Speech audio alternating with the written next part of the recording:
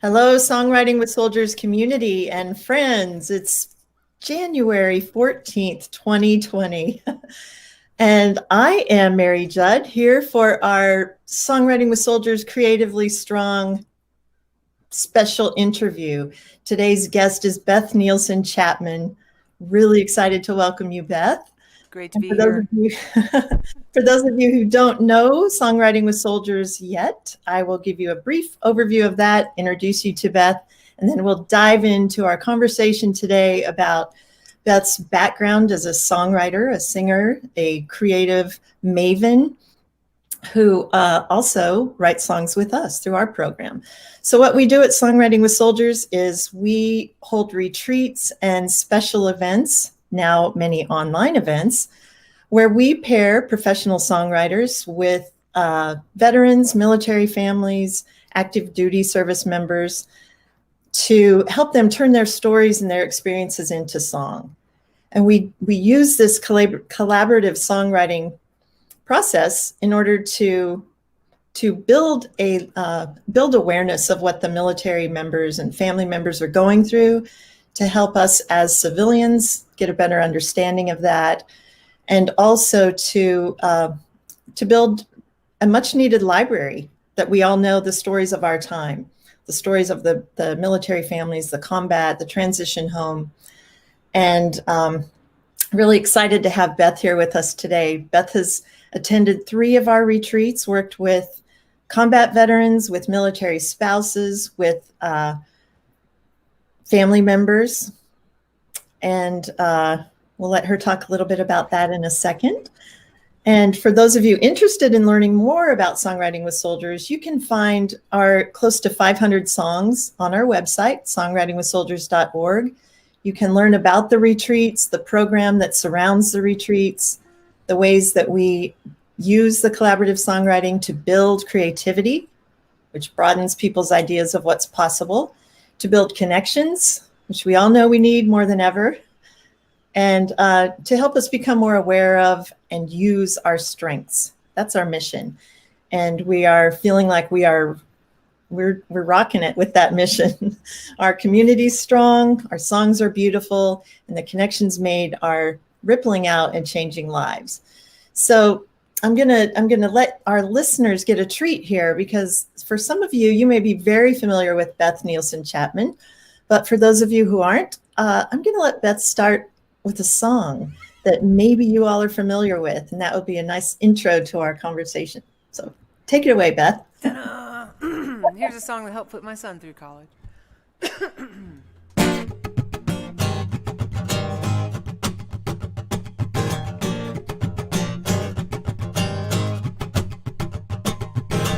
I don't want another heartbreak. I don't need another turn to cry. No, I don't want to learn the hard way. Baby, hello, oh no, goodbye. But you got me like a rocket, shooting straight across the sky. It's the way you love me. It's a feeling like this. It's centrifugal motion. It's perpetual bliss. It's that pivotal moment. It's impossible. This kiss, unstoppable. This kiss. Cinderella said to Snow White, how does love get so off course? So all I wanted was a white knight with a good heart, soft touch, fast horse. Ride me off until the sunset. Baby, I'm forever yours. It's the way you love me. It's a feeling like this. It's centrifugal motion. It's perpetual bliss. It's that pivotal moment. It's subliminal. This kiss. It's criminal. This kiss. You can kiss me in the moonlight, on a rooftop under the sky. Oh, you can kiss me with the windows open while the rain comes blowing.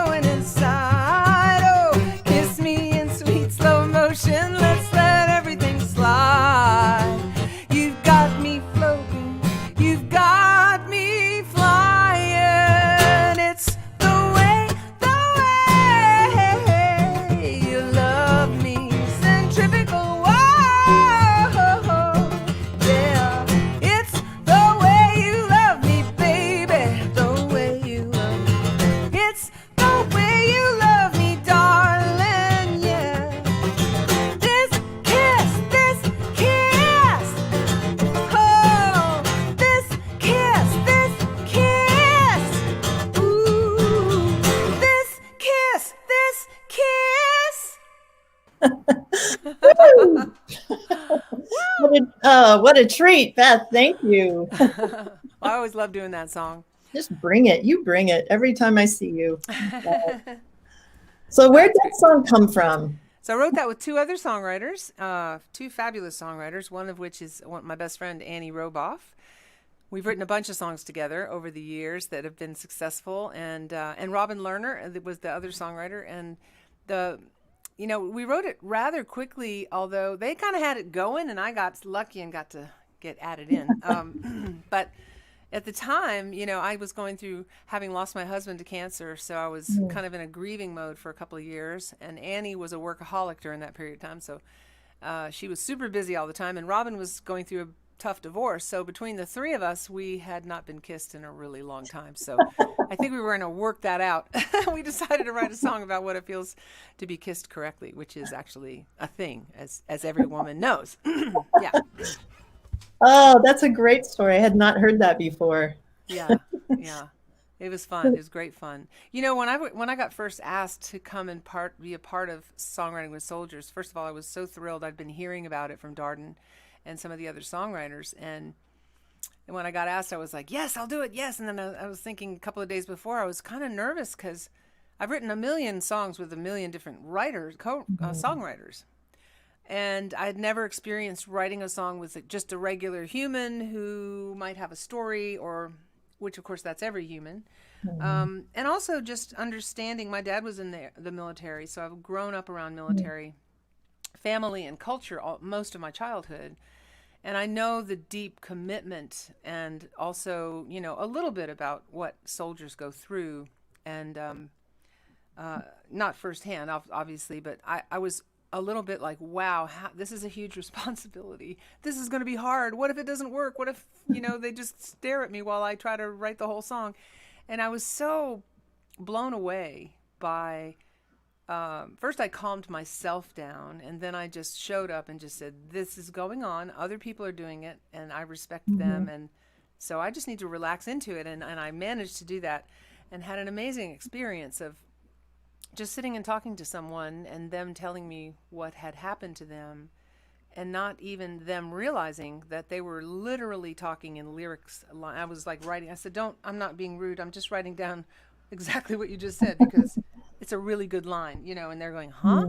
So it was a wonderful, amazingly healing process for both of us.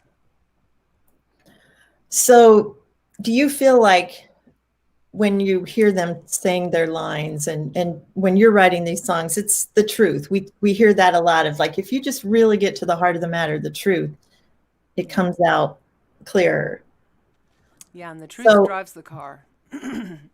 So how do you do it when you're collaborating? You're working with someone else and especially in this case where they're not a aspiring songwriter often when it is their truth. Yeah. How does that work? What's the alchemy that you're able to really inhabit it and well, the default position is listen deeply. And, when I co-write with somebody on Music Row or, another songwriter, often we can be chatting a lot during the first time we get together and like telling each other stories and whatever. And it's not the vibe of going in, working with the soldiers is almost a sacred experience really. And not to overly make it too serious because we have huge laughs and, you just kind of kicking back with someone and you're going into their world and into their story. And they sometimes have been a little hesitant or I haven't done this before, like a little worried that they weren't going to measure up. So I would immediately say, I'm worried about the same thing. So, hey, if we come out of here without a song, we're going to have a good time talking, And then really I should have never doubted the creative flow is this beautiful vast wilderness of everything that's going from where it is now to where it's going. That's literally everything that's from a person writing a song to a cheese sandwich that gets left on the piano. And 2 weeks later, when there's mushrooms growing out of it, there's been creativity happening. It just does it on its own. It never stops. Creativity goes forward unless something says no thank you. And it will never push past a no. It won't push past somebody who's walking around saying, I can't, I can't, I can't. Then that's like a recipe for it. It won't necessarily get in there then, because you're holding the door closed. But and then when I teach my workshops on creativity to just all sorts of people, that's kind of the first and foremost thing that I try to get across, is that I think of it as oxygen, as this thing it's sort of like God breathing. I mean, everywhere there is an opportunity for something to be created, creativity is ready to do its thing. And so our job is to open to it and just to be hanging out and not be putting too much pressure on ourselves, and just what we do, And when, that first time I worked with the soldiers and Darden was talking to us, and you were talking to us and saying, hey, we're going to have a good time. It's, you were giving us these wonderful guidelines, which were basically, there's no rules, there's no pressure, try not to feel any pressure, just, this is a wonderful opportunity and we'll let it flow. And that was what happened every time, and very differently depending on who I was working with. Mm-hmm. And what was probably the most amazing experience for me would be to listen to someone tell me their story, and they're literally saying the lines. They're almost rhyming it, and they have no idea, and I'm just writing these things. And I remember Jamie Trent. I wrote with Jamie, one of the earlier ones. Yeah. And he's a fine songwriter in any case, So he had some experience writing songs, but he started talking about something that had happened, and he just said something like, I never really made it home. He was talking about, or he was maybe telling me about a friend of his, I can't remember, but it was the situation where somebody came back and they weren't the same person that went to war. And I was like, bing, bing, bing, bing, I wrote that down.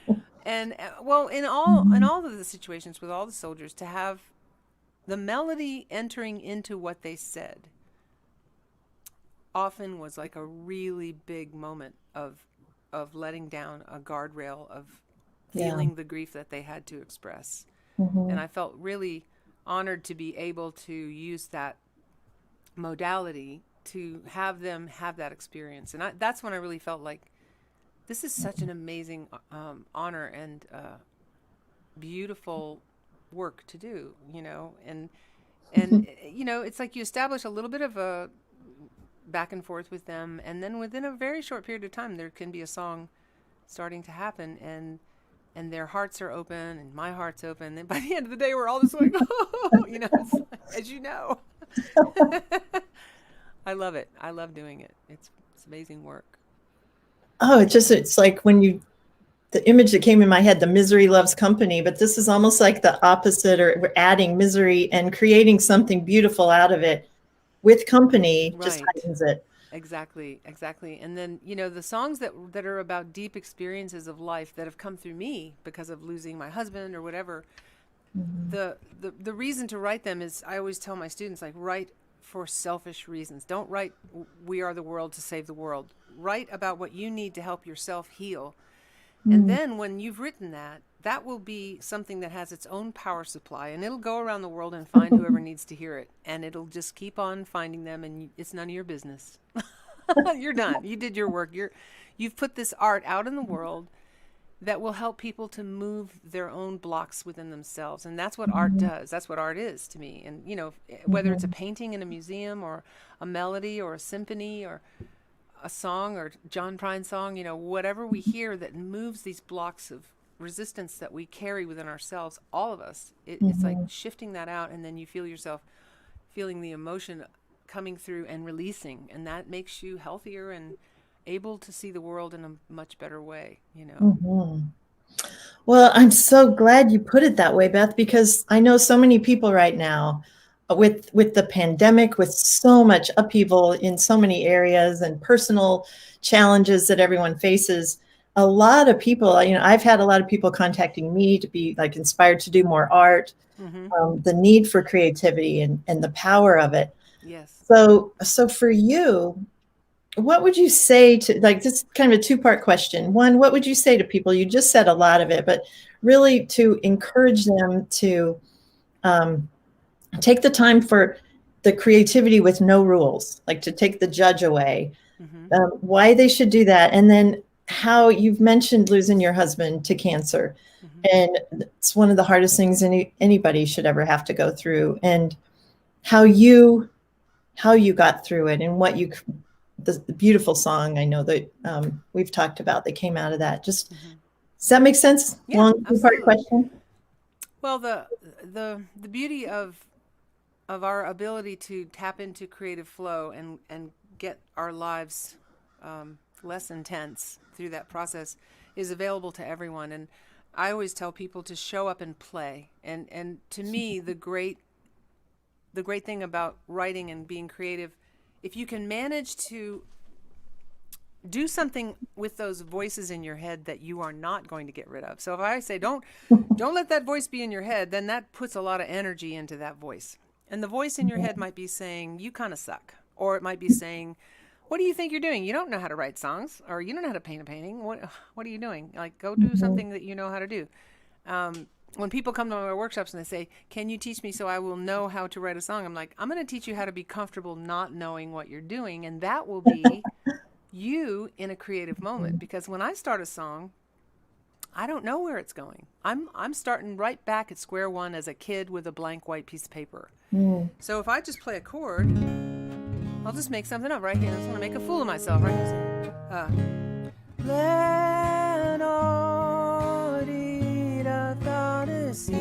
And we know I make up these words that don't make any sense, but you know that I know that it rhymes with fence and dee-ba-da-dee, and I play around and I always record it, because then I find out when I listen back all the things I didn't know I was doing that was happening, because creative flow wants to help you. The creative spirit wants to help, wants to play with us, and we just have to bring it in by just starting the process and doing it. So I always tell people, like, carve out 10 or 15 minutes. Don't try to make it a big deal, because our lives are crazy busy, and like find that window where you can say, I'm going to sit with my paints between 2 and 2:30, or I'm going to sit with my guitar, or whatever your form of creative expression is, and just give yourself that gift. And one of my favorite books on this is written by Elizabeth Gilbert, and it's called Big Magic. Yeah. I think every human should read this book, because it's celebrating art as a human necessity, just like sex, or like eating nutritional food, or all of our senses that are so important for the quality of our life, you know. And it's beautifully written. And you know, the thing about writing Sand and Water, that's a perfect example of a song that every single day I have numerous emails or postings from people that say, my God, I just heard this song for the first time, and I lost my brother, my mother, my husband, and it's helped me so much. And I just, it's like the gift that keeps on giving. And it's a powerful song that I don't even, like Waylon Jennings used to say, I didn't write it, I just wrote it down. It came through me, and I was this woman who was just cracked open in sadness because my husband had just died, and I just was like, I didn't know what I was going to do. And this song taught me. I'm going to go ahead and sing it for you now, since we're talking about it, if that's okay. Oh, I love it. Turn your speakers up, everybody. I just heard a beautiful version of this from Tommy Fleming, who's an Irish artist. So check that out. He does a great version of this song.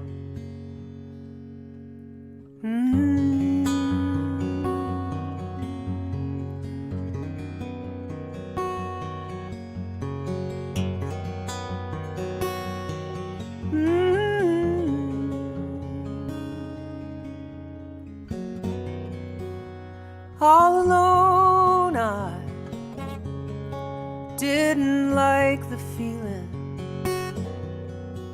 All alone, I sat and cried.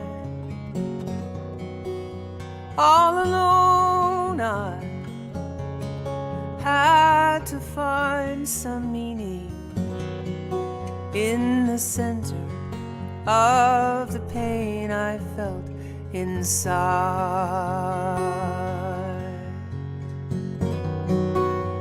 All alone, I came into this world. All alone, I will someday die. Solid stone is just sand and water, baby. Sand and water, and a million years gone by.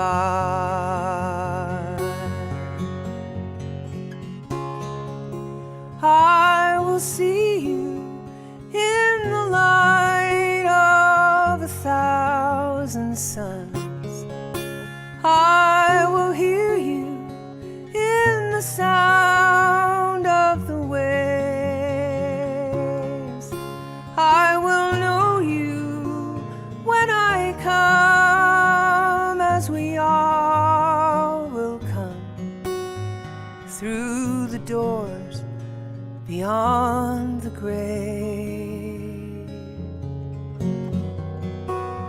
All alone I heal this heart of sorrow. All alone I will raise this child. Flesh and bone, he's just bursting towards tomorrow, and his laughter fills my world. And where's your smile? I will see you in the light of 1,000 suns. I will hear you in the sound of the waves. I will know you when I come, as we all will come through the doors beyond the grave.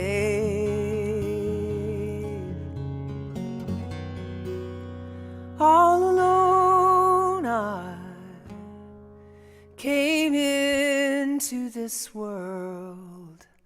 All alone I will someday die. Solid stone is just sand and water, baby.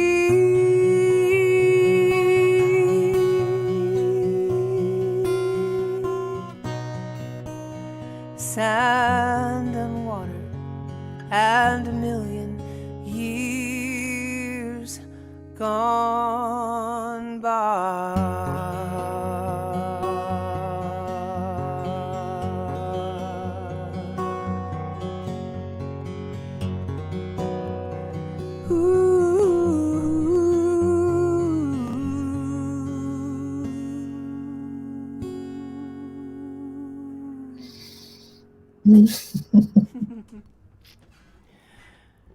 That's that song that's like a gift. Oh, so beautiful. I don't know how you sing it and not cry. I just get.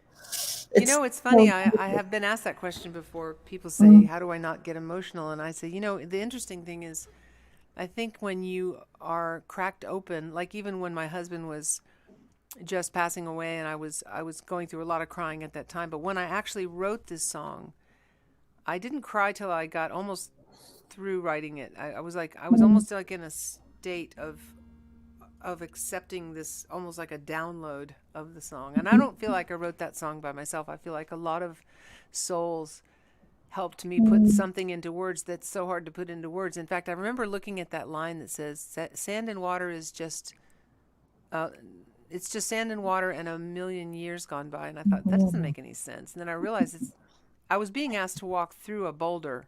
To get over my husband, I had to walk through the middle of a solid piece of stone. That's what it felt like to grieve. Yeah. You know, it's like you can't go under it, you can't go over it, you can't go around it.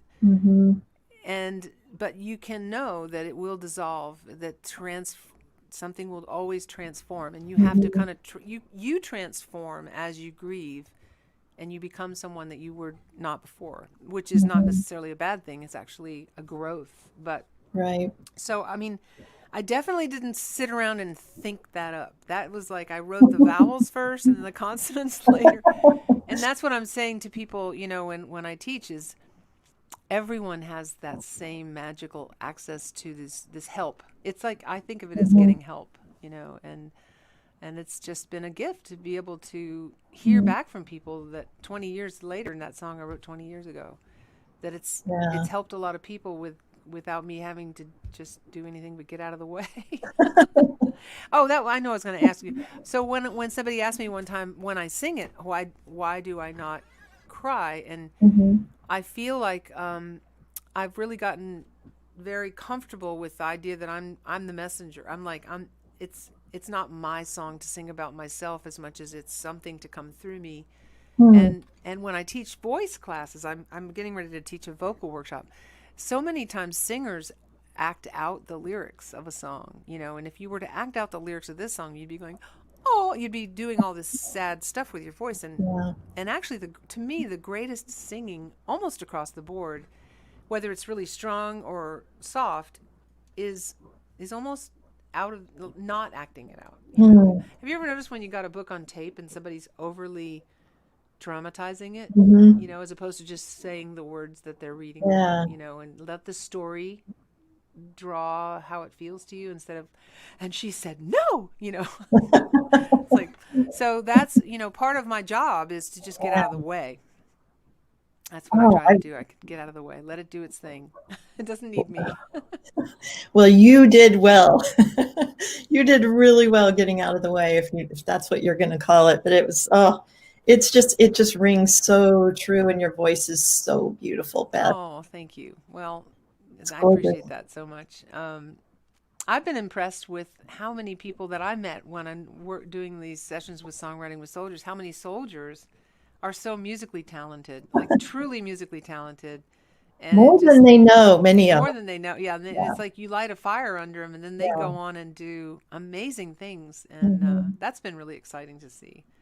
And I've loved the books that you do for each. I've treasured those books with pictures of everything and the community, and I'm just so. I know it's a tough time that you can't do this in person right now, but it's going to be great when we get back to that. Well, thank you, Beth. It's a joy. All of this it's so rewarding. It's another gift that keeps on giving. This work and this, Darden and I, when we started this, didn't quite know, much like the creative process of writing a song, what it was going to keep looking like and keep turning out to look like. And it keeps evolving, and we're in this different zone now, but we're doing very few in-person retreats when we're at a place and it's real contained. Yeah. But the online community and these online sessions are adding this whole other arena of connecting and inspiring people, giving people an opportunity to do what you just said, keep exploring their own creativity and sharing what they're creating. So we've got a lot going on our private Facebook group within our community and on the main Facebook page. So that's great. Yeah, so excited that you're here, because I know that the ripple's going to just keep spreading after this interview. When you think about it too, I mean, I have never thought about this before, but just when you said that, I thought soldiers from around the world, from all different countries, could get something out of some of these conversations and seeing what this is about. Yeah, absolutely. And the online international when this is done. Oh yeah. And the ability to bring people in to do group online songwriting has allowed us to work with people we wouldn't have been able to, who can't come physically to a retreat. So yet again, these unexpected delights of trusting the unknown, the unlimited possibilities that can lie within the unknown if we're open to it. Well, tell all the soldiers out there, I'll do a little plug, because every Friday, or every other Friday, I'm doing this thing called the Song Rodeo Roundup. And it'll be on my Facebook page and stuff. You'll see stuff about it. But it's going to be, and we're doing it tomorrow at noon. It's going to be the first one. And I'm just going to have people I'm just going to pull them into my feed, and they're going to play a song, and I'm going to critique it on the spot. It's like a song feedback session, only it's just going to be kind of like on the fly. Should be really fun.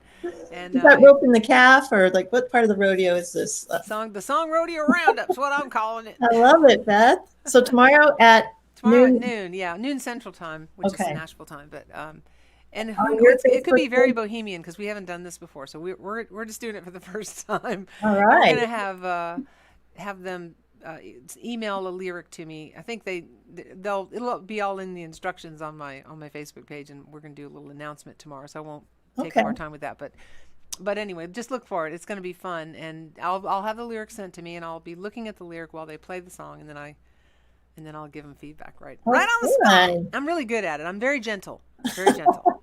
So you can get So- a better song out of it. Tomorrow, Facebook, Beth Nielsen Chapman, Facebook Live. And YouTube and all the Central. things. Yeah, Very fun. yeah, it's gonna be great. So that's one of the ways that you're staying creatively strong during these challenging times. Yeah. Sounds like. Well, I've been late to the party. A lot of my artist friends have been doing these weekly concerts, so my time is going to be noon on Friday. So every other Friday I'll do the song rodeo roundup, and then the other Friday of the month I'm going to just do a concert, and I'll have guests and. Oh, good. So I'm just going to do it. It's like it's fun, and it really has been wonderful to connect with people, like you said, all over the world. I mean, I've had people messaging me from Hong Kong and the Highlands of Scotland, and it's great.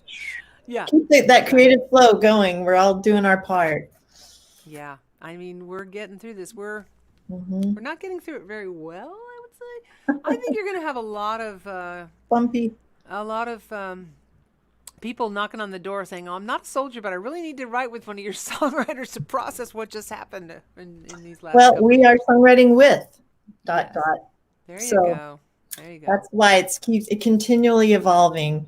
Yeah. There's a lot of room for this in a lot of ways, and hopefully that people watching they continually get inspired to trust the little sparks that are going off and let themselves play, like you said, and just feed the creativity, because it leads to connections and it builds more strengths. Yeah, definitely.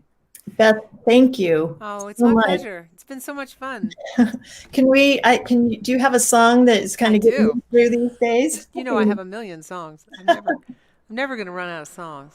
I'd love to have This one. is another one that I wrote with my Annie Roboff. 1, 2, 3, 4. Okay. And I think this is a song for the times. And this is about getting through stuff, even as it all goes by. Thank you so much for having me, Mary. It's been great. You're welcome, Beth. Thank you for being here. I wrote this with Annie Roboff. I think I said that, but.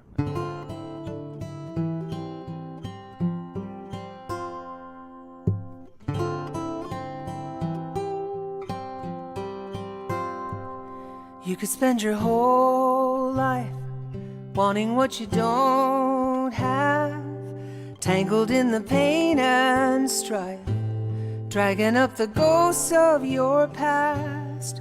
You can curse the rain, but the river remains, even as it all goes by. Baby, it's a long road to the promised land, and there are dreams we hold in the palm of our hands. We can never know how the story will end, even as it all goes by. Flying through the hourglass like a grain of sand, every moment opens right in our hand. Love me like a slow dance on a fast train. Kiss me as the world flies past and the sceneries change. And as time rolls through, I will hold on to you, even as it all goes by. Ba ba ba ba ba ba ba ba ba ba ba ba ba ba ba ba ba.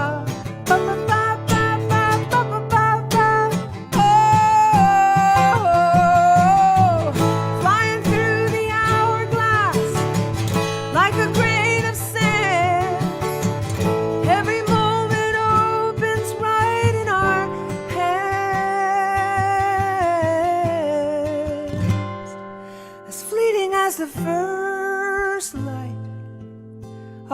windowsill, reaching through the darkest night. It can never be still, like the earth that spins. Where it ends, it begins. Even as it all goes by, even as it all goes by, either way it all goes by.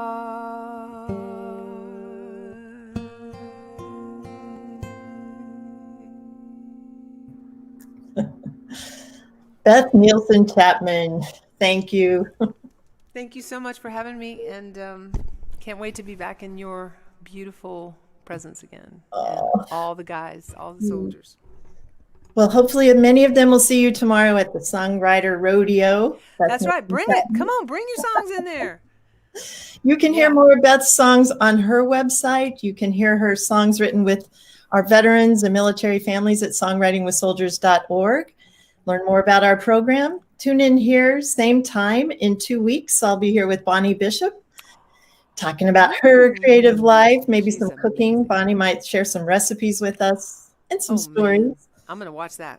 Yeah, and we have several more of these lined up, so stay tuned. I'll have Dr. Bessel van der Kolk, author of The Body Keeps the Score. Oh my God, I have to see that one. In March. Yeah, so keep checking back. We'll send it out. We'll post the dates coming on our Songwriting with Soldiers Facebook page, our website. And in the meantime, everybody just savor this beautiful work from Beth that we just heard. Wear a mask. Stay safe. Stay well. Take care of each other. And we'll see you soon. Mwah. Bye. Bye. Bye, everybody.